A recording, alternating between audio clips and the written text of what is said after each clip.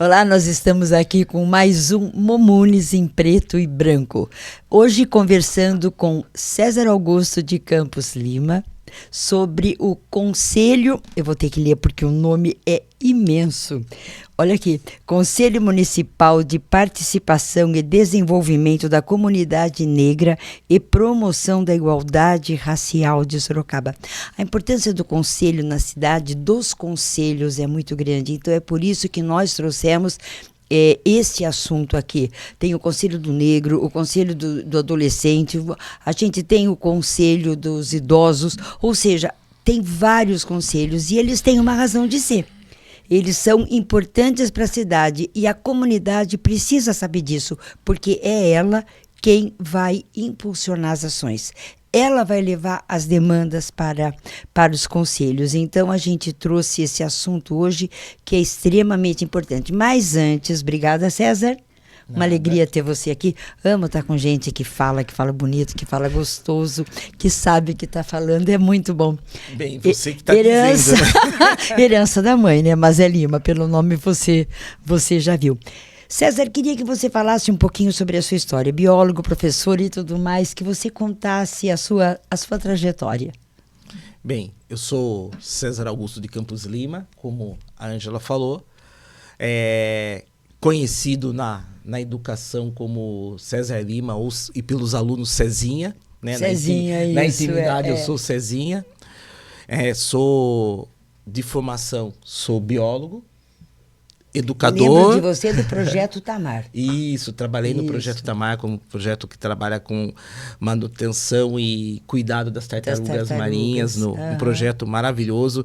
Acho que foi lá que a paixão pela educação e pelo ser humano despertei, porque eu fui trabalhar com tartaruga e trabalhei muito com comunidades tradicionais. Então, eu sou biólogo, educador e psicanalista hoje, né, com pós-graduação em psicanálise, então nenhuma para mim é mais importante. Eu falei na ordem alfabética, né? Biologia, educação e aliás, você tem uma coisa que eu amo, é a ordem alfabética. Adoro o critério, porque a hora que você tem critério para alguma coisa, ninguém pode dizer nada. Ah, preferiu esse, preferiu aquele, não. E a ordem alfabética é uma coisa assim, né? E isso é interessante porque em casa todo mundo é com C. Então, meu pai é aquele que ele vai chamar, mesmo eu tendo 3 irmãs, eu sendo o único homem, ele vai chamar, ele fala Cláudia, César, Cibele, Cíntia, ele vai, então não tem problema, é todo mundo com C, a gente já fala, né? Sim. Tenho 55 anos, prestes a 56, e quando me perguntam, a minha participação sempre foi uma participação muito discreta no movimento negro. E quando falam, desde quando eu entrei, muita gente acha que eu comecei agora, que eu sou presidente do Compir, né? Assim que o conselho é chamado. Não. Quando eu me lembro, e eu estava no carro agora tentando lembrar o quanto tempo, quando eu me lembro de algo ligado ao movimento negro.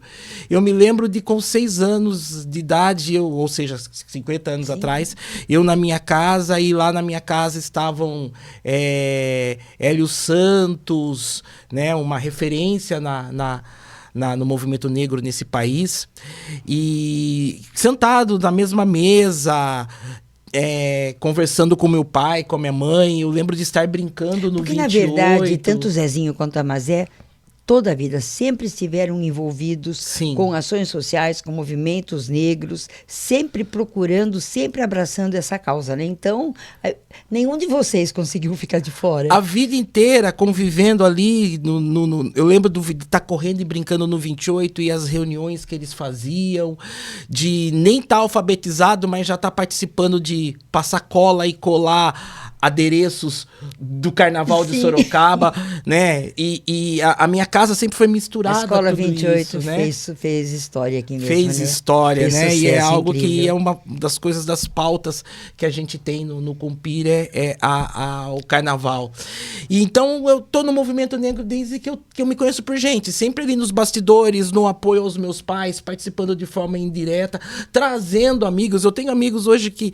Ontem eu estava num almoço com um amigo amigo que eu tenho, e compadre, que eu tenho há 45 anos, ele lembra que desfilou na escola de samba. Ele é um homem branco hoje, morou na Europa. Minha mãe foi a Princesa Isabel. Sua mãe foi a Primeira Isabel, a foi. Ângela, sua família toda desfilou, família né? toda, então eu acho assim que a gente sempre teve envolvido com o movimento negro. Então eu acho que essa vinda pro Compir agora só foi mais uma etapa mais pública, né? Mas que já existia. Na verdade, eu entendo como uma coisa, porque como eu acredito muito nisso, o tempo, as coisas acontecem na hora certa, você veio com uma base mais sólida com relação a isso, de conhecimento. Não é entrando para fazer, entrando porque conhece e realmente vai acrescentar. Eu acho isso muito importante quando você traz a história. Você não começa a fazer a história, você já tem uma base. Isso foi falado muito no seminário. Daqui a pouquinho a gente fala sobre o seminário. Nossa, quanta foi coisa. Lindo. Um sucesso. Então, conclua isso, porque eu quero que você reproduza aqui, se você conseguir. Assim, claro, a essência, você sabe, é a sua fala no Café das Pretas. Tá. Então, eu vim pro Compir, né? Eu vim pro movimento quando o conselho tinha quase que extinto em Sorocaba, né? Daqui a pouco a gente fala da história do conselho, mas ele estava quase que extinto em Sorocaba.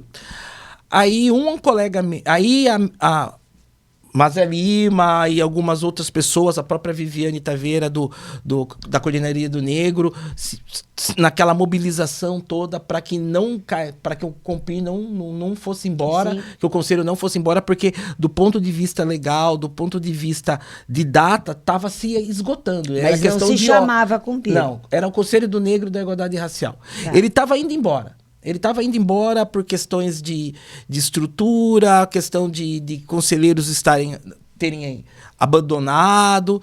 Aí o conselho se deu um fôlego para que ele pudesse, né? Jogou uma boia de salva-vidas para que ele pudesse ter uma chance. Ter uma chance.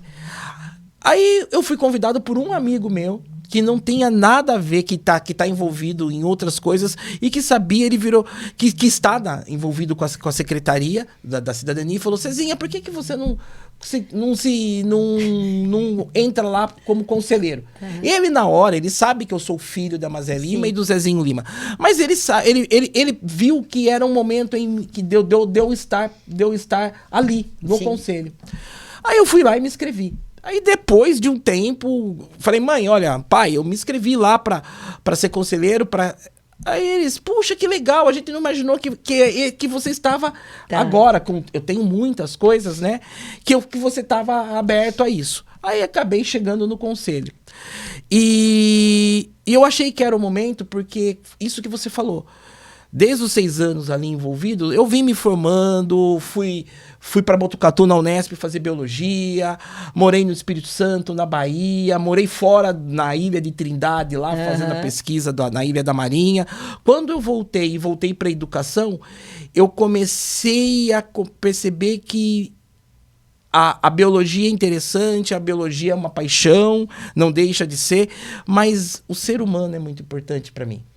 Então, aí, na educação, eu fui percebendo o quanto era importante o olhar para o negro, olhar para a igualdade racial. Depois eu acabei fazendo a pós-psicanálise, que veio a fechar isso, né? Eu falei: bem, agora eu tô pronto para botar a minha cara de vez em algo que tem a ver com o movimento negro. E nada melhor do que agora, que ele tem assumido. Sim. E que ele precisava de alguém que não estivesse em todas as esferas ou em alguma esfera específica para que pudesse congregar, né? Então eu não estou vindo pelo Mumunis, eu não estou vindo por nenhuma outra organização. Apesar de eu conhecer todas e estar em contato com algumas, mais especificamente com o Mumunis. Sim, com o Mumunis, sim. Mas eu não estava assim, na frente de nada. Então, assim, para congregar agora, eu acho que eu tenho como somar. Exatamente, aí, pelo conhecimento e pela história que você e agora tô na presidência aí, pelo menos até maio do ano que vem. Filho de peixe, filho de peixe, peixinho é, né? A psicanálise também é muito interessante, já assisti alguns encontros, alguns eventos da UCAM, né? Isso. Mas nós vamos falar num outro momento, porque hoje realmente não vai dar tempo, senão nós vamos nos estender muito. Eu queria falar do seminário, né, que foi um sucesso realmente. O seminário Mulheres em Preto e Branco, realizado dentro da Semana de Atividades pelo 25 de julho. Quando eu encontrei o César ali no Café das Pretas, um café delicioso, um encontro de mulheres maravilhoso, realizado, você percebe, né, que foi realizado com carinho, com amor, com união, aquela coisa de fortalecimento. Porque alguém já disse, né, que quando as mulheres se juntam, se elas quiserem, elas mudam o mundo. E é uma grande verdade, nós somos uma grande força. A gente precisa saber mais como usar de uma maneira própria, de uma maneira melhor, de uma maneira saudável, essa força. E o César teve essa fala lá no 28. César, gostaria muito que você contasse, porque eu fiquei emocionada lembrando da trajetória das mulheres que não são de hoje, as que trouxeram isso tudo. Esse encontro, né, o Café das Pretas, que foi dia 25, o dia que a gente comemora Teresa de Benguela, que foi uma grande mulher brasileira, né? E é o dia 25, é o dia da mulher negra, latino-americana e caribenha. É um dia que, para mim, é mais importante até do que 20 de novembro, na minha opinião, porque o que eu falei, né, que você pediu para eu repetir, é que apesar de eu ser homem, né, filho de um casal envolvido com o movimento negro em Sorocaba e região no interior de São Paulo, eu acho que hoje, se existe movimento negro em Sorocaba, se existe um país que é o Brasil, é por causa da mulher negra. A mulher negra se a gente... E isso é muito importante, por isso que o racismo estrutural existe, é porque a gente não tem a educação etnorracial no Brasil, né? A lei 10.639, ela precisa, é uma das nossas lutas que ela precisa. Ela existe, né? Mas ela não é aplicada com mulher, né, adequadamente. Teresa de Benguela, Zumbi não são citados na escola. A gente sabe muito sobre Napoleão, sobre Tutancâmon. Outro dia a minha filha virou... Nefertiti, rainha do Egito. A minha filha é um dos melhores exemplos que ela tem. Ela virou e falou assim, pai... Por que eu tenho que saber sobre Tutancâmon, sendo que eu escuto na casa da vovó? Minha filha tem 15 anos. E meu filho tem 18, meu filho também está em direito, e ele já está nessa batalha, e eles falam, né? Mas a minha filha estava estudando história naquele dia. E ela virou e falou assim, eu escuto lá na casa da vovó Mazé, eu escuto o senhor falar, eu vejo você montando seus textos. Por que a gente não ouve falar dessas pessoas pretas? Sim. Né? E isso é muito importante. Então, o Pedro e a Luísa, eles vêm sendo educados dentro de uma família que conversa muito sobre essas questões. E voltando à mulher, a mulher negra, ela é a base. Agora, nesse exato momento, deve ter uma mulher negra que está lá alimentando, limpando, que ela sabe mais do dia a dia da criança num lar branco do que a própria mãe que está trabalhando. E essa mãe também está trabalhando. Então, ela participa da formação. Essa mulher negra, ela participou da formação da sociedade brasileira. Muito mais do que o homem.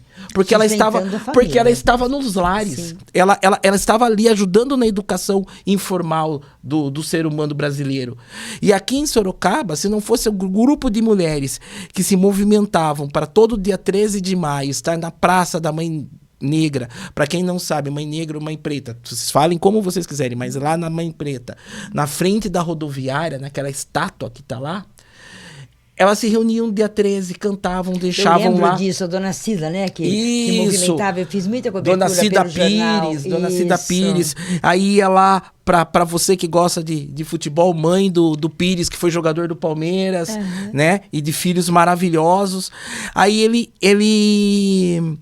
ela ia lá, aí botava lá o buquê de rosas. Aí algumas mulheres começaram aí, uma delas a minha mãe, que cresceu ao lado da casa da Dona Cida, né? Que cresceu quando veio morar em Sorocaba na infância dela, do lado da casa da Dona Cida. Então a Dona Cida tem uma participação nessa mulher negra que a minha mãe é hoje. E aí ela foi ali, a minha mãe foi com algumas mulheres, chamou outras, aí nasceu o coral. Coral, né? Das mulheres. Deu origem ao Momunes. Já existia o 28 de setembro, já existia um grupo de pessoas que conversavam sobre a cultura afro-brasileira dentro do 28, que depois de um tempo virou no CAB. Mas essas mulheres, elas foram para frente, elas botaram a cara, elas saíram da teoria e elas foram para a execução. Com esse movimento do coral.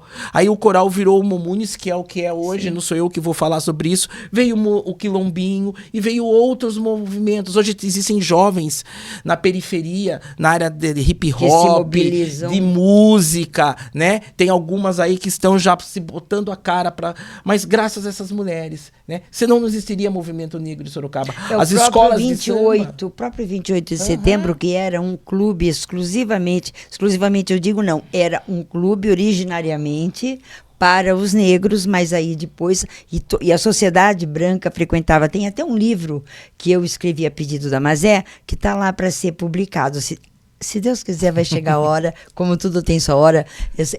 Quando eu escrevi, eram 76 anos de resistência. Então, exatamente, e esse clube passou por uma reforma, e quem foi que fez?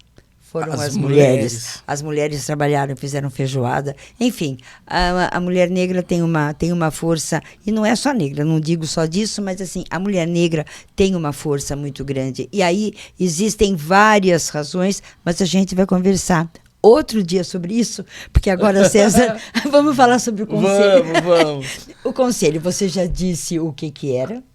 E aí eu queria saber, ele não tinha esse nome no começo, a sua origem, quando ele iniciou, e então ele se tornou o Conselho Municipal de Participação e Desenvolvimento da Comunidade Negra e Promoção da Igualdade Racial de Sorocaba. Isso é muito importante, né? Então eu queria saber a importância dos conselhos em uma cidade e como converso com você, especialmente do Conselho do Negro. Bem, os conselhos são importantes porque eles têm o poder de propor políticas públicas, eles têm o poder de estar fiscalizando o executivo, o judiciário, tá amparando as organizações, cada um dos seus conselhos. E o Conselho do Negro, ele surgiu em Sorocaba em 2006. Em que, na época, nós tínhamos a primeira secretária municipal, mulher e negra, que era a Mazé Lima. Que era sua mãe. Foi ideia dela, junto com algumas pessoas, de criar o Conselho do Negro. Vitor Lippe era o prefeito. Isso, prefeito. Isso. Foi em 2006, ou seja, nada mais simbólico. Uma mulher negra, secretária da Cidadania e da Promoção Social, que propôs para que a comunidade negra criasse esse conselho. Em 2006, em maio. Só que esse conselho, ele veio assim, e isso é algo que a gente vai conversar depois, no dia que a gente vai falar sobre psicanálise e o negro. Ele veio passando por altos e baixos, por causa de um trabalho de não engajamento de todas as organizações, e por vários motivos, né? A ponto dele estava para ser extinto.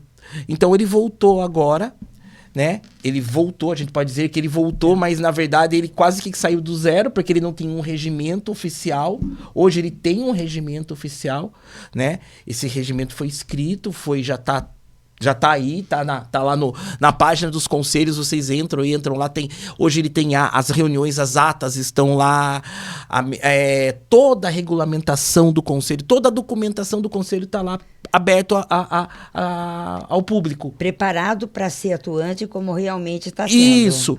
Nós agora estamos elaborando o plano de ação para que a gente possa entrar no Sistema Nacional de Promoção da Igualdade Racial, que é o SINAPIR, que é quando a gente vai poder ter uma abrangência maior, a gente vai poder, atrás de fundos... Isso, eu ia te perguntar. Atrás de recursos, emendas municipais, estaduais e federais. Né? Para quê? Para que a gente possa propor e que possa executar também, né? Propor e auxiliar as ONGs de Sorocaba que estão regulamentadas dentro de toda aquela burocracia que tem, mas que a gente possa efetivar, né? Para que a gente possa voltar a ter o nosso carnaval, para que a gente possa ter um protocolo municipal para denúncia, para quando um jovem uma jovem, um homem negro, uma mulher negra, que ela vá a uma delegacia, exista um protocolo que a polícia civil e militar tenha que seguir. Mas para tudo isso a gente precisava primeiro existir no papel, existir enquanto organização. Tá formalizado. Para poder formalizar. As demandas na área negra são muito grandes. Quem é que participa do Conselho do Negro? Não como conselheiro, mas que está cadastrado? Como é que funciona? Hoje as organizações elas têm que existir no papel. Tá. Elas têm que ter uma pessoa jurídica, tem que ter tem que ter um grupo representando. Por quê? Porque não que o conselho não vá abranger a cidade como um todo, mas para estar no conselho, para estar participando do conselho, tem que ser organizações que tenham um respaldo legal. Tá. Porque a gente não pode colocar um conselheiro ou uma conselheira representando uma organização que ela não tem representatividade legal. Porque a gente está trabalhando em cima disso. Tem que ter CNPJ, tem tudo, porque nós estamos trabalhando, porque o que precisa ser essa seriedade, para que a gente possa dar, para que o negro possa ser respeitado, ouvido, como ele merece, ele tem que estar inserido nisso. Então, hoje eu digo que a minha gestão, ela não é uma gestão de plantar. Eu estou plantando uma semente, eu e a minha diretoria e os conselheiros, isso eu deixo muito claro. Nós estamos plantando uma semente que outros conselheiros vão colher. Por quê? Porque hoje a gente tem um regimento. Agora a gente tem um plano de ação. Logo a gente tem o Sinapir. Nós conseguimos que Sorocaba, junto com a Coordenadoria do Negro, a gente conseguiu que Sorocaba faça parte das cidades antirracistas do Ministério Público Estadual. Isso é muito importante. Então quer dizer que agora nós podemos cobrar do setor público iniciativas. Por quê? Porque Sorocaba está dentro de um plano e tem que responder para isso. Então, o executivo e o legislativo têm que participar disso, tem que responder para... César, o conselho, ele é independente? Ele tem uma independência. Eu queria saber até onde vai esse limite, essa independência que ele tem. Então, o nosso conselho ele é deliberativo. Tá. Então, o nosso conselho, ele não é um órgão, que fique claro, o conselho ele não é um braço do setor do meio público. Ele não é um braço do executivo nem do legislativo. O conselho ele é representado por um grupo de conselheiros que tem tanto da sociedade civil, que são as organizações, sim, e do setor público. São 60 conselheiros, contando os suplentes, são 30 titulares e 30 suplentes. Óbvio que isso nós estamos com um projeto de dar uma diminuída, porque são muitas organizações e conselheiros não participam, né? Tanto do setor público quanto do setor. Nós estamos estudando isso para que ele possa ser mais efetivo, para que ele seja mais prático. Exatamente, a gente conversava isso, né, lá no sábado. Para que ele possa ser mais efetivo, para que seja mais fácil e dinâmico, né? Porque muitos conselheiros, às vezes, a gente fica muito preso. Porque é uma engrenagem para ela funcionar, as rodas, os dentes de uma roda tem que estar... E nós temos que ter um engajamento, né? Então, nem todos os conselhos, nem todas as ONGs estão nesse engajamento. Então, a gente precisa disso. Mas o conselho, ele é independente, né? Ele é assim como é o conselho estadual, assim como é o municipal, né? Os conselhos são indicados. Eu sou um cargo eletivo, fui eleito presidente, a minha diretoria foi eleita, então não teve indicação de ninguém, só da minha ONG da minha organização que me colocou lá no conselho. Tá. E aí... Sim. Deixa eu te perguntar. Ai, tá chegando o nosso tempo. Tem muito pra... Eu tô achando que com você vai ser como Netflix, episódio... Não tem problema. Episódio 1, 2, 3, 4. Passa rápido, né? Vai, passa rápido demais. E o professor fala demais. Não, você fala super bem, é gostoso de ouvir, porque esclarece. Sobre as demandas, eu falei que a população leva a demanda até o conselho. Claro, não é só isso. O conselho também busca. Eu quero saber esse funcionamento e questão de demanda. Leva o que para o conselho fazer? O conselho hoje, ele recebe algumas demandas, os conselheiros trazem, por isso que é importante conselheiro ativo. Sim. É ele que traz as demandas. Tá. qualquer pessoa da sociedade civil pode trazer as demandas, a gente analisa, a gente senta, a gente tem pautas. Hoje nós estamos muito pautados em cima dessa parte da regulamentação, porque é muito importante, mas o conselho, mas para que a gente possa o quê? Propor, fiscalizar. Por isso que o encontro das mulheres no sábado, né, foi muito importante, porque elas já vão trazer para o conselho demandas na educação, na saúde, na cultura e no social. No social Ou também. seja, nós já temos, só isso já vai nos demandar muito, né? Já vai entrar no nosso plano de ação e no SINAPI, no projeto de plano. Por quê?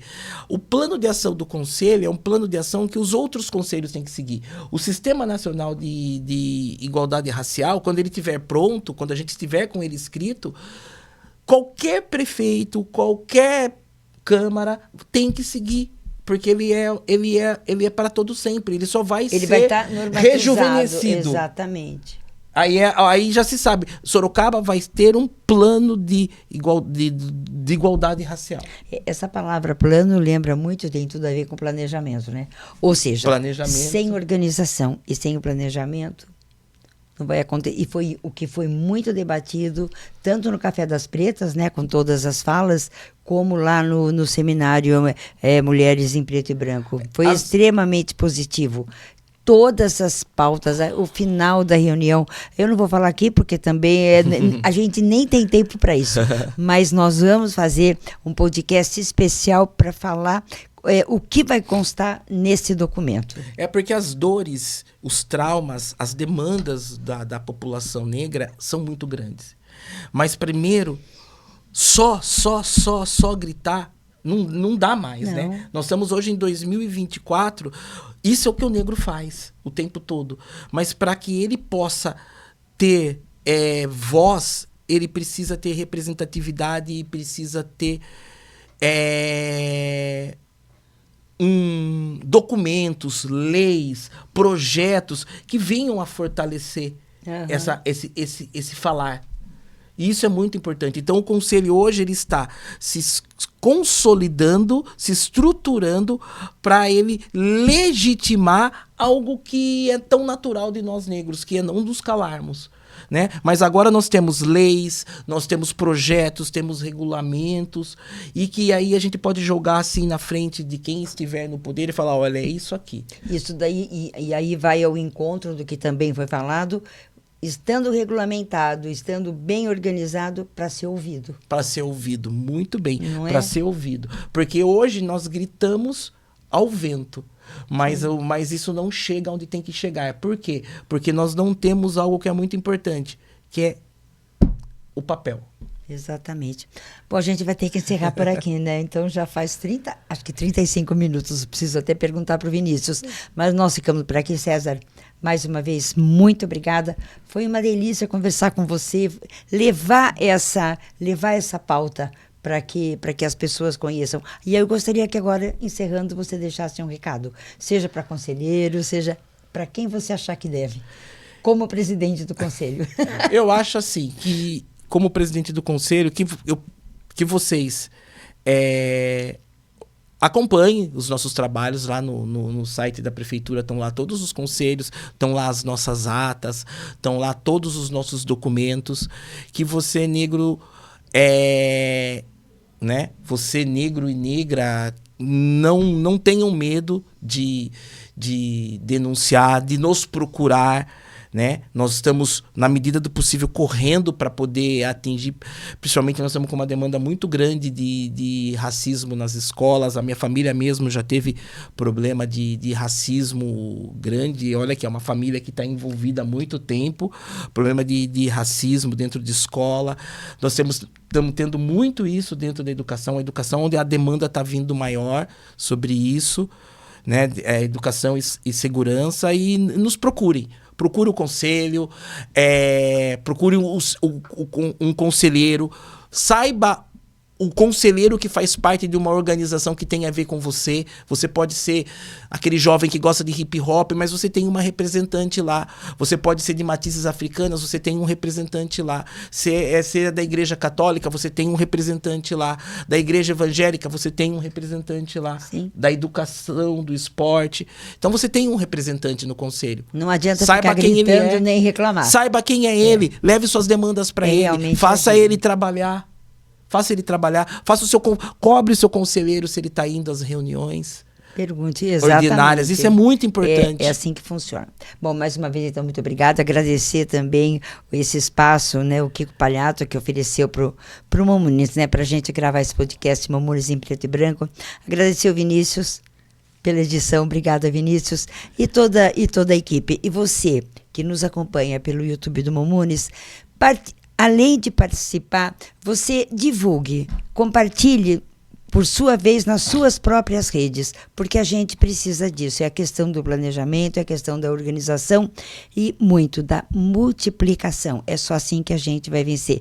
A gente, eu digo, todos os movimentos, todas as pessoas, quando a gente tem um sonho que a gente quer fazer acontecer, nós precisamos colocar isso no universo multiplicando. Não é isso? Isso, obrigado. Então, muito obrigada mais uma vez. Até a próxima semana. Um beijo.